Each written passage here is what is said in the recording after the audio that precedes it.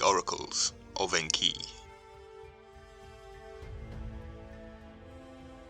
How a water god became the demiurge seems at first sight obscure, but it ceases to be so when we remember the local character of the Babylonian religion. Enki was as much the local god of Eridu as Merodach was of Babylon, or Assur of Assyria. His connection with the water was due to the position of Eridu at the mouth of the Euphrates and on the shore of the sea, as well as the maritime habits of its population. In other respects, he occupied the same place as the patron deities of other great cities, and these patron deities were regarded as creators, and those by whose agency the present world had come into existence, and by whose hands the ancestors of their worshippers had been made.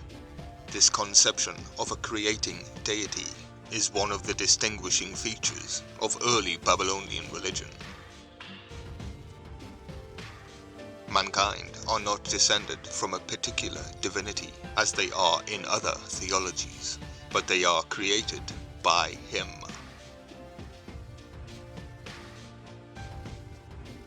The hymn to Enki tells us that the god of Eridu was the creator of the black-headed race, that is to say, the old non-Semitic population, whose primary center and starting point was Eridu itself. It was as creators that the Akkadian gods were distinguished from the host of spirits. The Akkadian word for god was Dimmer, which appears as Dingur, from an older Dingira, in the southern dialect of summer.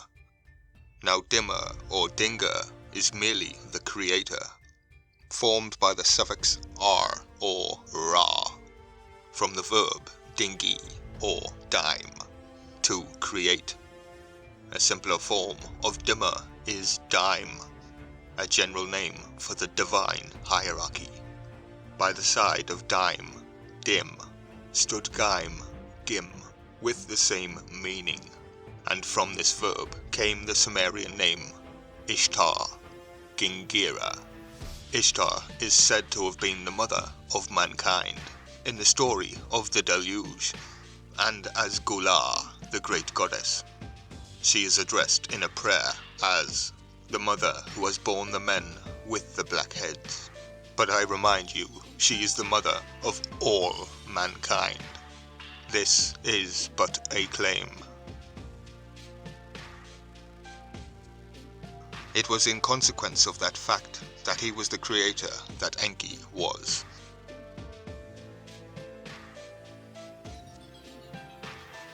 According to Akkado-Sumerian ideas, a Dinga or god in the cosmology of Eridu, therefore, the origin of the universe was the watery abyss. The earth lay upon this, like a wife in the arms of her husband, and Davkina accordingly was adored as the wife of Enki. Their marriage is metaphorical, or better yet, symbolic, a union of two worlds.